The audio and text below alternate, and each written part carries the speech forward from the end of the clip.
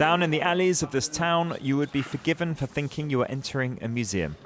Residents, mostly teenagers, are desperate to get a glimpse of the house of Wadi al-Hawa, leader of the Lion's Den, a newly formed armed group. This was where he was killed by Israeli forces. The centuries-old vaults are all that remains. Everything else has been destroyed. Among the ruins, Wadi's uncle recalls the details of the complex Israeli operation. Wadi heard a noise outside and opened the window to see what was going on. A drone came in and started shooting at them, dropping munitions.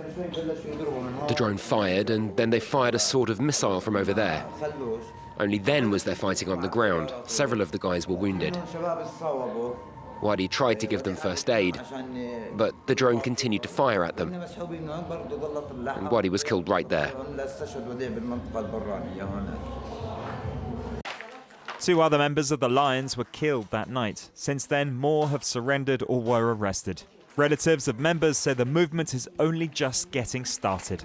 The Lions have done a lot to protect the city and make it safe. That's why the group has grown so quickly. I'm telling you it will continue. It's going to last. It's far from finished, as some people think, or from what the Israelis say.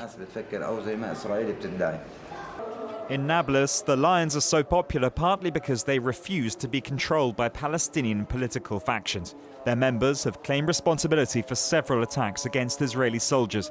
Since then, other armed groups have started based on their model.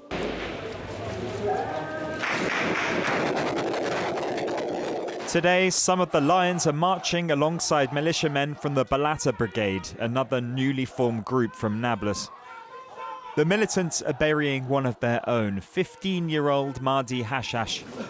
He was killed the day before during clashes with Israeli forces on the edge of the camp. This brigade came together last September. Its leader and founder is known as Zankaloni. At 22 years old, he's already spent several years in prison.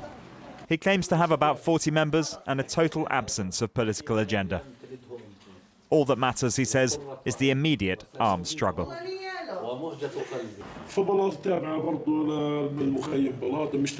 The Balata Brigade protects the camp and is not affiliated with any party. We are young revolutionaries, and there's no political decision behind our existence. If, for example, I was affiliated with Fatah, we would need a political decision to fight or to shoot, and another decision to stop shooting. We don't want that. We want to keep the decision-making power in our hands. What Mahmoud Abbas is saying is absurd. He forbids shooting at Israelis. Well, no, it's not forbidden. Any young settler can enter Nablus and shoot at the governor's house, and the governor will not be allowed to do anything except close his windows and sleep, even if a bullet hits his house. That's insane. In his eyes, the Palestinian Authority is part of the problem, starting with its president, Mahmoud Abbas, elected to a 4-year term and in power for 17 years. The president is not legitimate. The Palestinian government is no longer legitimate. Would they leave their chair? No, of course not, given the benefits they get from it. The minister's sons live in luxury. They don't know and they don't care what's going on in Nablus or Jenin or Tulkarem or any other city for that matter.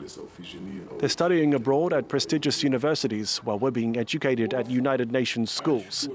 And with all due respect to UN schools, not really fancy or well-equipped. We want to live in dignity. We refuse this life that brings nothing but humiliation. The young militiaman insists that he does not want to die. He knows, however, that it is likely that one day his face will sit alongside those celebrated as martyrs. The spiral seems inevitable to Jamal Tawari.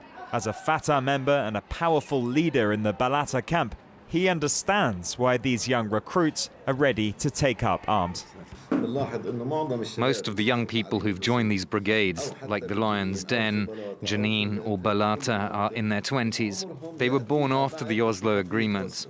25, 28 years after those peace negotiations, after the Oslo process, there's been no progress towards a political solution, and that's what really shows in their reaction.